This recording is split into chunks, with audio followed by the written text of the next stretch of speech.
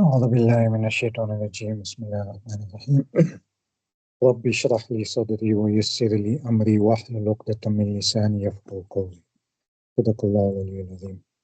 Assalamu alaikum wa rahmatullahi wa barakatuh. Welcome to our second lesson in the series of the basic Arabic grammar course. The word interrogative in English comes from the word interrogation, so it's like a very big word. It's actually very easy to understand. Interrogate is basically when someone asks questions repeatedly in a present situation. So the interrogative particles are particles that introduce a question in Arabic. All right, so the first one is the hal or the Now, the is just a standalone alif with a hamza on it, which means is or are, or sometimes even, just basically is or are. So the question can read like hal anta talib? And the answer is either naam ana talib or la ana mudar. I'm going on to the third particle, which is mata, and that's used to ask the question when. So it's got a time implication in this particular question. When are you going to school? The answer can be now, which is an, or I'm going to the school tomorrow, which is أذهب إلى المدرسة غدا. So those are two examples of how when question can be asked and answered. Then the fourth one is man, which refers to who, where you're asking who is this or who is your friend. And so man sadiquk and huwa Ahmed is the answer for that particular question. Kaifa means how. And this one I'm sure you've all heard many times. Kaifa al-hal or kaifa haluk, how are you? And the answer is ana bi khair alhamdulillah or ana bi khair shukran. Then we have the aina question, which is the question used to ask where. So aina taskun means where do you live? And the example could be askun fi Johannesburg or Pretoria, wherever it is. Right, then we have come and become. Come is used to ask how many, right? And become is to do with normally with amounts or money, how much. So kam sanatan umruk is an example of how old are you or how many years is your age, literally if you translate it word for word. And then the answer can be whatever your age is. And then become al-qalam, in other words, how much does the pen cost? Then you can give an answer in terms of the price. So come and become are also two interrogative particles. Now, essentially, this is the category of harf, but you don't need to know that. Harf is essentially a word that stays on its own. It cannot be declined or changed in any format, and it remains an independent word. You can't join these things to any other word. They always remain as separate particles before the question starts, and then obviously the question also has to start. All right, so the focus on today's lesson is going to be on figures of speech. Now, in school, I'm sure many of you have heard of simile, metaphor, personification, and all the rest of it. So I'm just going to go through it very briefly and show you examples in Arabic of how these things are also appearing. It actually appears in all languages. Now, figures of speech are used very much by poets and writers where they want to give you like a figurative meaning to something or make you think about an image in your mind that's created through the words that they use. So let's start off with simile, which is where you're comparing two things using the words like or as, right? And this creates vivid imagery in the minds of the reader, and it emphasizes the point, right? So some examples in English is her smile is as big as the sun, or he runs like the wind very fast, or the night is like a blanket covering the earth. So this, you can see the similitude of one thing over the other. Now, the example of Quran is this one here from Surah Nur. Bismillah ar-Rahman ar-Rahim. Allahu nuru samawati wal ard. Mathalu nurihi kamishkatun fiha misbah. So if you look at that, there's an example. There's a mathal and there's a ka. And the ka gives you the similes. In other words, it's telling you that the example of his light, Allah's grand light, or his being, is like mishkat, which is a niche, and in it is a lamp. And then obviously the simile carries on over the next 3 or 4 ayahs as well. I'm just giving you the example where the curb comes in to show us that particular image of Allah's grandeur and His divine guidance being symbolized through the knowledge and clarity and divinity of His being. Okay, the next one is metaphor. In fact, sorry, here's another two examples of like or is. We all know Surah Al-Qari'ah. In one of the ayah, it says, وَتَكُونُ الْجِبَالُ كَالْإِهْنِ الْمَنْفُوشِ. And the mountains, al-jibal, takunu will be ka. Ka is like ihnil manfush. Ihn is wool and manfush is carded wool. So this is an example of how the mountains, as majestic as they are today in the world, in the experienced world by all of us, but those solid beds of rock are going to become light and fluffy and actually move and disintegrate and float like carded wool in the skies on that day when the the Al-Qariya, that thing happens, So it's a beautiful image of what will happen in at the end of time with all the mountains that we know that stood firm and steady, but those mountains are going to be shattered and move like carded wool. So beautiful image there of what the condition of the mountain will be. Likewise, in Surah Alam Tara, we have فَجَعَلَهُمْ, and He made them. There's the armies of Abraha who came to destroy the Kaaba in Mecca. كَأَصْفٍ مَأْكُولٍ. There's the word ka, like. Asf is straw, and ma'kul is eaten up straw. In other words, the remains of what a cattle has eaten, and it spits out onto the ground. That is example of the Allah is making a case for what the armies of Abraha, that many thousands of people became as a result of divine intervention, and He made them all look like chewed up straw having no value. Right, we then move on to metaphor, which is this similar to a simile, in that there's still a comparison between two things. The only difference is the quality, or the word like or as is not being used. Right, so to give you an example in English, is the world is a stage, because if we're in a theater and we are just playing our parts and we're going to die one day and all the rest of it, or time is a thief, he steals away your time that's been allocated to you, and at the end of the day you feel you didn't have any time, or how did you spend your time because time just got stolen away from you. Then the last one is, here's a heart of gold. Obviously, we don't have gold in our hearts, but the metaphor says that you've got a heart that's as blessed and as valuable as what gold is.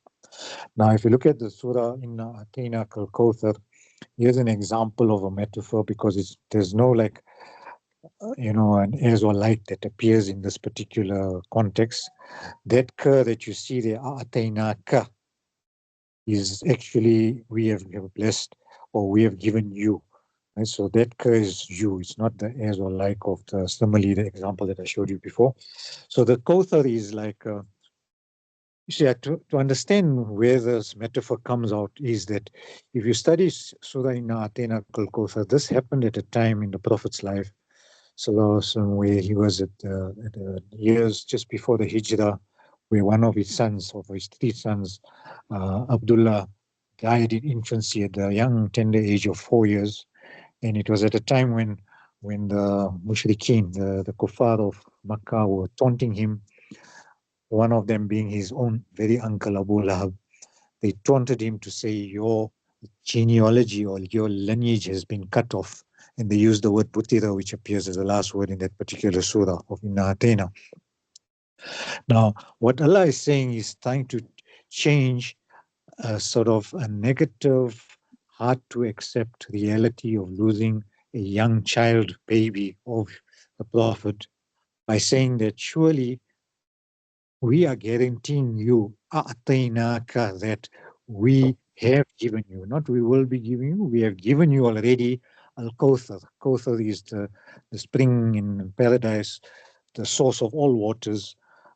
The claim that once you drink once from it, you will never be thirsty ever again. So you can see how this particular thing is like a metaphor, in that never mind what you've lost, which is a young baby son, but what we've given you in return is something far better and grander and far more everlasting. And it's what dreams are made of, that you alone have been granted this blessing of being, at the Al-Kawthar in Jannah, and giving your followers as well drinks from the Al-Kawthar. Okay, so there's a deep meaning of Al-Kawthar here.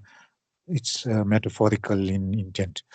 Then we look into hyperbole, which is the use of deliberate exaggeration, either for emphasis or sometimes even just for humorous effect. So in examples of the English is, I've told you 1,000 times, or this bag weighs a ton, or she's as hungry as a wolf, as a lion. So these are examples of hyperbole where, it can't happen that literally somebody told you 1,000 times, but they just magnify it to say that, yes, I've told you umpteen number of times, and they use 1,000 just to magnify that number. Now, when you look at the Quran, there's an example. It says, Bismillah ar-Rahman ar-Rahim, Allahu Akbar, Wallahu la yastahi an yadriba mathalan ma. Allah is the greatest, and Allah does not feel shy to draw parallel no matter what. And the ayah goes on about His greatness, right? So Allah is emphasizing His greatness here. It is beyond measure, and obviously a majestic being like Him is the only one that can magnify this greatness and remind us about what it is. The next one is also to do with examples of in the Quran where there is multiple emphasis sometimes in a few words. Like for instance in Surah Al-Humazah we have this one ayah says Kalla layumbadhanna fil hutama. Right? Now Kalla is very emphatic. It's just not saying no, it's saying no indeed or indeed never. Right? Layumbadhanna, that lam in the front and the noon at the end, which is highlighted in blue, means we will surely, or he will surely be cast, right? It's like a passive voice. That's why the ya has got a dhamma there. We haven't covered verbs, but we'll cover that later.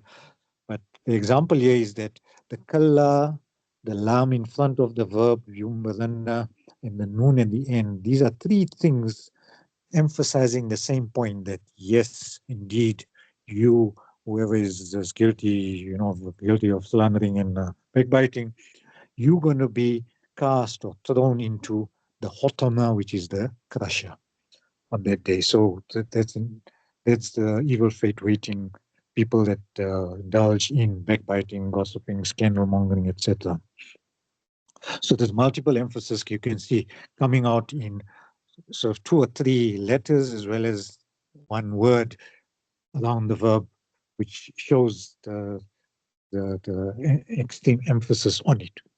Then in Atin al-Kawthar is another example of it where obviously from the word kathir you get, akthar and much or many and abundance. So we have given you much more than what you ever dreamed of in terms of what's going to be given to the Prophet ﷺ. Right, then we have personification, where you give a human quality to an inanimate object, like the wind whispered through the trees. Trees we know can't whisper, but when the leaves, the rustle, the wind blows through the leaves, it rustles and it gives you that impression of whispering. Right, so this is in the personification. The flowers danced in the breeze is the same idea, where flowers move this way and that way, it's as if they are dancing with the wind. Or the lonely city waits for dawn, right, waiting for its partner, and when dawn breaks, then obviously the city doesn't become lonely anymore. Now, and then we have onomatopoeia, which is where a word or words imitate the natural sound that word actually makes. Like for instance, in English, we have the buzzing of the bee. Like the word buzz is actually the sound is what the bee actually makes when you hear it. Or the word bang. Bang can be a loud noise. And wolf is another word where the dog's bark is sometimes a wolf. Right? So these are examples in English. And in Arabic, we have gharghara, which means to gargle. And if you just pronounce it gharghara, it sounds like as if I'm gargling with some water in my mouth, gharghara, right? So that's an example of onomatopoeia. All right, then we have the Surah Al-Qari'ah itself. It starts off with Al-Qari'ah, which means a catastrophe or a rattling or a crushing or a striking kind of a noise, right? Al-Qari'ah. Now, this is at the end of time again, when the world is going to come to an end. There's going to be an apocalyptic meltdown. And Korea means the calamity or the catastrophe or the rattling. Then Allah in the second ayah says, Mal Korea. Now, you might have heard a rattling noise in the darkness of the night at home where somebody was banging a window or a door. It's that kind of a thing. You woke up from a slumber suddenly and there's Al Korea. Then Allah is trying to jolt your understanding and saying, Mal Korea, what is this Korea? And what will give you an indication of what is this catastrophe or Korea that's about to unfold or unleash? Then it gives you the answer that this Korea is going to be Yoma, the day, Yakunun Nas, that people will become Kal Farashil Mabathus, like scattered moths. So, in other words, people are going to be from time, the beginning of time, since Adam alayhi salam, over 4,000 or 5,000 years back, every generation, every person of the whole of mankind, from the 8 billion we are today to going back to Adam when there were only 2 or 3 on this earth, every generation, every person is going to become alive and be like scattered moths. In other words, running helter-skelter, not knowing where to go and what to do, and they'll be all worried because they've been stirred up from their graves. Those bones that they had are going to be clothed, and you're going to be facing the day of judgment as a result of all this Korea, this rattling that's happening. And the other example is with the Kuno Jibal, that you'll be the mountains themselves are going to become like Karbi. Okay, then we have the word, the pun, which play on words. Time flies like an arrow, fruit flies like a banana. Right?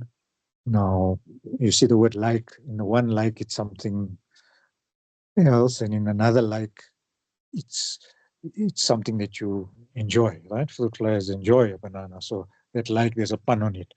Also, I used to be a baker, but I couldn't make enough dough.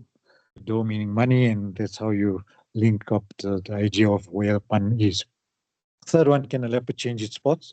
It's easy, yes, by moving from one spot to another. So even the spots on its hide, on its on its outer covering, we're talking about those spots, but actually the other spot is something else. Right. So other rhetorical devices used in the Quran, and this is one example of sumbula, which means a ear or a spike of grain. And this reference to sumbula and its plural forms are in 2 surahs, Surah Yusuf as well as in Surah Al-Baqarah. Now, we don't have time to read the whole thing, but I'll just give you an example. The one on the yellow on the top is from Surah Yusuf, where he's talking about where the king said, I have a dream of 7 fat cows, there being 7 and 7 lean ones and 7 green spikes of grain and 7 with dry, right? So here, if you look at this phrase,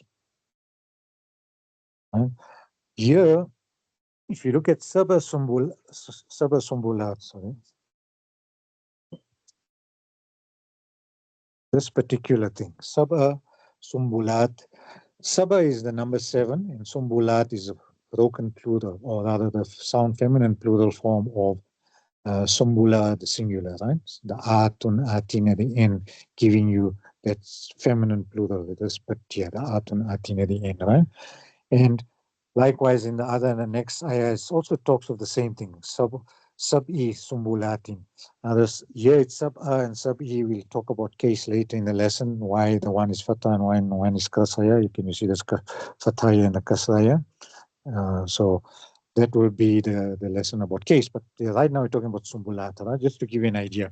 So in this context of the drought or the famine that's approaching Egypt, there was talk about 7 grains that are dry and 7 that are still green that are edible, right? And if you look at in Surah Baqarah, where the other ayah talks of Saba Sanabil. Now, if you look at this one here, you see it's a different plural of Sumbula. This is Sanabil, which is like a broken plural, and when we do plural forms, I'll go to this again. But the Sanabil is magnifying the number of times. Sabah Sumbulat is like a specific plural. It's like a number that's restricted to, in this case, 7 years of corn that has whatever. Whereas in this second one, when you use sanabil, you're talking of a bigger, grander plural.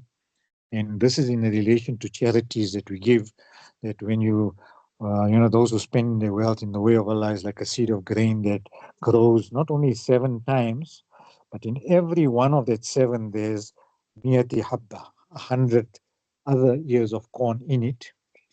And then multiplying that further, it says, Wallahu yudaifu liman yasha, that Allah has the ability and the power to give you even more, magnify it to the umpteenth number to whoever he wants to. So if you look at, these are like examples of rhetoric or of balagha, as it's called in Arabic, where certain words mean certain things. And obviously you need to understand the background to it and the grammar behind it in order to appreciate the difference of these 2 plural words that are used in these 2 contexts. Okay, then we move on to another rhetorical device used in Arabic, is a slight change in the vowelling of 2 words, but it has different effects, right? So you have the id, right? You have the id and the idha, right? Now, id means when, and always in a past tense context. It's telling you, about some story in the times id, something about the munafiqun or whoever it was being described, they'll use the word id. But when Allah uses idha, right, this is a future in a conditional context, right? So that's it's based on a condition. So here's 2 examples. إِذَا جَاءَ نَصْرُ اللَّهِ وَالْفَتْحُ. Now, if you remember the seerah or the history of the Prophet Muhammad sallallahu alaihi wasallam, at the end of his life, people were asking the Prophet, we've suffered enough, we've been through so many wars, Badr, Uhud, Ahzab. When is this victory that you're promising us, this fath? When is this going to come? Allah revealed this ayah saying, or this whole surah saying, when, right? Ja'a means, is actually like a past tense verb, came, right? Nasrullah, which means the help of Allah. So when the help of Allah is still going to come, but Allah uses the word past tense, came, then what you saw is the victory, right? So here, Ida is like literally guaranteeing the Muslims of the time that, you haven't seen the victory, that great conquest of Fateh Makkah that's going to come a year or 2 later after the surah was revealed, but you're going to see it, and I'm guaranteeing it by writing it this way, where it's either with certainty that when my help comes, then obviously victory will just naturally follow. There'll be no doubt about it, and that's what it is going to be. Likewise, in Ida Zulzilatil Ardu Zilzalaha, that one is to do with also the end of time, when there's going to be this earthquake, a massive earthquake, with no bounds.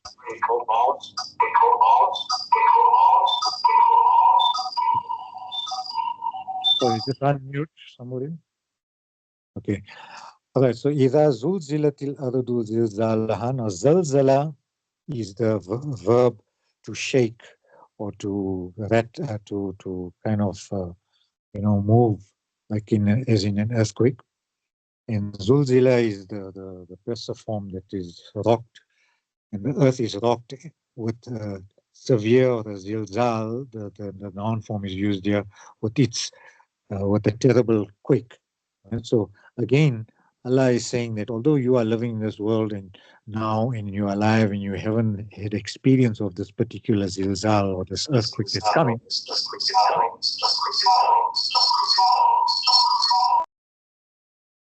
please unmute yourselves. Okay, so these are examples of id and iza, where you can see just by a small slight change of where there's 2 letters and here's an extra letter, the alif here at the end, and here there's no alif, giving you such a big difference in terms of the meaning.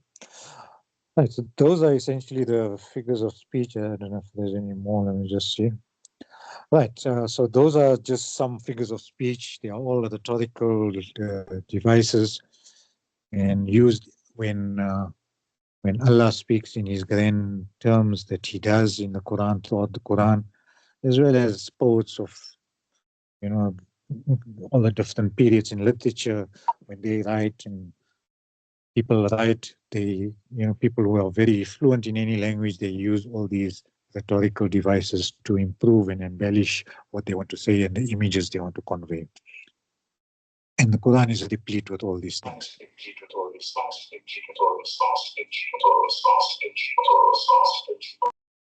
Please unmute yourself.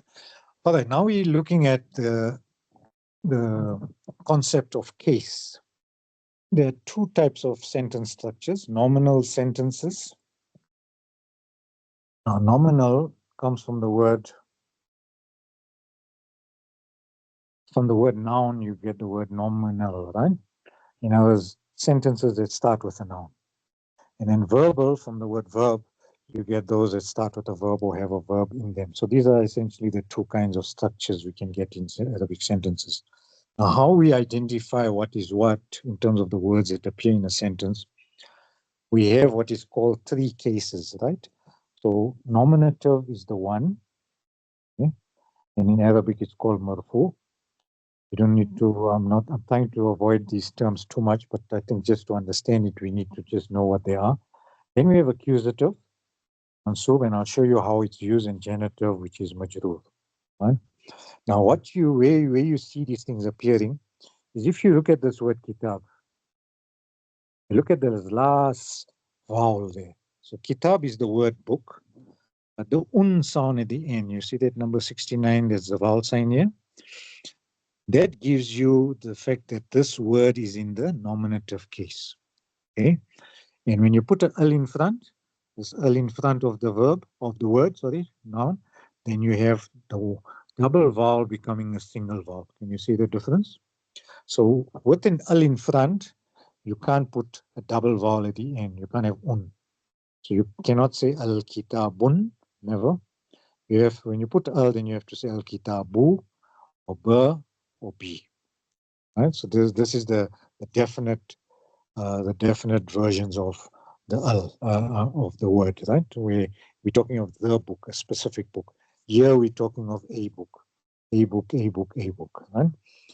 Now accusative is represented by the fatha and genitive by the kasra. Now this will become clearer when you see an example of it. And how I remember this is I made a mnemonic called NEG, right? Nominative, accusative, and genitive. There's a bit of an egg to remember as well, but in event, it's easy to sort of recall it when you think of it with like in that way. Right, so let's move on to the next slide. Now, this is a simple structure of a short sentence. A nominal sentence is a jumla ismiya. It starts off with a noun. All right, so here we have the beginning of this word, the sentence starting with a noun, and then this noun is also called the subject. The topic about what this sentence is about is talking about the book, and mufid means useful. So, and we mentioned earlier that the word is not really, a separate word, but if you have a sentence like this, you have to include the word is when you translate it. So it's al-kitab, the book is useful. Right? So that's the meaning of this particular sentence. Now, this is an example where there's no verb, no preposition, no other reason for the case to be anything else besides nominative. Right? Because you can see the features of the nominative. That one dhamma because of the aliyah in front of the word, and this dhammatain because there's no aliyah. All right, so this is a classic example of just a nominative sentence, a sentence in a nominative case rather, and it's an ordinary nominal sentence, right? So this is how a nominal sentence looks like. Now you can have variations of this. You can say al-kitabu jamil, the book is beautiful, or al-kitabu kabir, the book is big. Al-kitabu saghirun, book is small. That kind of thing. So you can put any other word here, which is a noun, with this word kitab, and it can make complete sense, right? Then we look at a verbal sentence, jumla fi'liya. Fi'al is a verb. So we have a verb coming in, and normally in the jumla fi'liya, the usual way it is that we have the verbs starting the sentence, right? So kataba, we put the verb first, and then we put the person doing the action, Ahmad in this case, and what is the action he's doing is the object or the risala. So you have a verb, subject, and an object, right? So this is the classical verbal sentence, right? The VSO. So VSO, verb, subject, object, and the subject is nominative case, right? And then the object is now accusative case. So that's how you see that fatha coming in. Can you see the fatha here? And here you can see a dhamma. So the verb, the doer is normally the subject, but the dhamma, in this case, is the name of a boy, or if you have kataba at-talibu or talibun, you can even say a student or the student wrote risalata, right? So these are examples of why when we use the accusative case, right? It's normally after a verb, okay? So this is the example of an accusative word. You have a nominative as well, because this is the doer, the subject, and then the object on which that person is doing that action is the accusative in case with the fatha indicating that. All right, let's look at other examples. Another example, sorry, I forgot to mention that normally in English, when we say the sentence, we'll say Ahmad wrote the letter. We won't say he wrote, and then Ahmad, and then the letter. Right? So in the normal English ways, we always put the doer in the front, and then the verb, and then the letter. In Arabic, even this is actually the preferred way of doing a verbal sentence, but you can say it the other way around as well, which is Ahmadu kataba al-risalata. Right? So there we have risala. No, sorry, there's other thing I'm going to just show you here. You see this, you mustn't confuse this fatha here with this fatha here. Right? On a verb, a fatha is showing us past tense verb where it means he wrote. Right? But we'll get to the grips of this particular concept later when you do verbs. But for now, I'm just showing you the example that, you see, if we know this is the verb, the kataba is the act of writing, then this is the jumla fi'liya. That's what you need to remember. And Ahmad is a person, so we can say the sentence in two ways: kataba Ahmadu al-risala, or Ahmadu kataba al-risalatas. Exactly the same vowel, but just the word order can change in giving you the same sort of context and meaning. Right, then we move on to other examples of nominal sentences. So Ahmed kataba risala, where there's the example of we're putting the noun in the front of the verb and then the action. So it's the same meaning, right? Ahmed is the doer of the action. He wrote, which is kataba, and then the letter on what the action was done. Right, now let's see some further examples of these concepts. We have here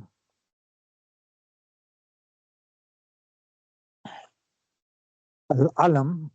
Alam is the word for flag, right? Not alam. Alam is the world or the universe or something. So al-alam, notice here we have al-alamu, and then here we have kabir, which is an adjective describing. So the world, the alam is a flag. So the flag is kabirun, is large. We have al-alam, al-alamu kabirun. So the one dhamma, because of the al in front of that word, right? That's the one word. Okay, and then kabirun has got no al, so therefore it takes the dhammatain, which is that double 69 falling on the kabirun. Then we have a feminine example of the same idea, which is al bintu. Jamilatun. So here you can have one dhamma here, you can see that one dhamma, and here you can see the double dhamma, right? The 69 there, and there is just the letter 9. So that's an example in the feminine. So if you notice, when you need agreement of gender. So when you're describing something that's feminine, you need the sta marbuta at the end, right? So if it's a female, right, then the feature of the female at the end is the ta marbuta on that adjective that describes the female. So you can have jamilatun, kabiratun, saghiratun, whatever, right, would be in front. Okay, then we move on to the next. A few other examples we've got here. So you have al-walad yakra'u al-kitab, right? The boy is reading the book or reads the book. You can see the same features appearing here, which is, this is nominative case, right? Al-waladu. This is a verb. It's got no case as such, but this one is a present tense verb because of the ya in front, which we'll cover later. And then this kitab is the object. You notice the fatha here showing you the object. So this is the nominative here, and that is the accusative there. Okay. Likewise, the feminine example, al-fatatu, which is a female, the girl. Then we have the feminine taktubu, because that has to agree, the verb has to agree in gender with the noun. Here the boy is with the yakra'u, with the ya, the female is with the ta, and al-risalata, which is the fatha there to show the letter. Okay. Then we move on to other examples. Rajulu qara'a al-kitab. So here again we have, it's the same concept that's appearing over and over. I'm just trying to consolidate it a bit. So here we have the man, right, and it's nominative case. Then we have the verb, which is a past tense read. There's no ya and ta in front to show present tense. And then al-kitaba, which is the accusative case shown by a fatha. So this is nominative here for the dhamma, right? And this is accusative because of the fatha. Okay. Now let's look at this one here, al-bint tadhab. So here we have the dhamma, nominative. And then this is the verb, the ta green because this is feminine, is going. Now here we have something new which you haven't covered, but ila is a preposition, which means to. And what an ila does to the next noun is, you notice it's changing the case to a kasra. So ila affects the next noun in case where this becomes genitive. Right? This is one slightly different permutation of this, but here I'm introducing you to one preposition and what it does to the sentence. All right, al-alamu tawilun is the flag is tall. Okay, then I think we've come to the end, the last slide. To show you further examples, al-fatatu sa'idatun fil madrasa is help in school. Al-fata, the girl is helpful in the school. Here's another example of the preposition, right? The fi, therefore it's madrasati. Right? And this is nominative here, it's a doer. And this is just the sort of the predicate part agreeing in case. Al-walad yashrabu al-ma, boy drinks the water, nominative here and accusative there after the verb. As-sahnu jamilun, the plate is beautiful, normal, nominative and nominative. And al-muallimu, nominative, the verb, and talamid is accusative. So we've done examples of nominative, accusative, and genitive in today's lesson rather. And I hope you understand the concept. And we'll see more examples of this usage from the Quran in the next lesson, where I'm going to show you specific examples of noun, adjective, and how they agree in case, and why sometimes the second noun that comes after the verb takes accusative in case. So this kind of thing is replete even in every form of literature, whether it's the Quran or even just general newspapers or wherever you find Arabic written in this sort of classical form that you'll encounter. Okay, so with that, I think we'll end on this note for today. والعصر بسم الله الرحمن الرحيم والعصر إن الإنسان لفي خسر إلا الذين آمنوا وعملوا الصالحات وتواصوا بالحق وتواصوا بالصبر.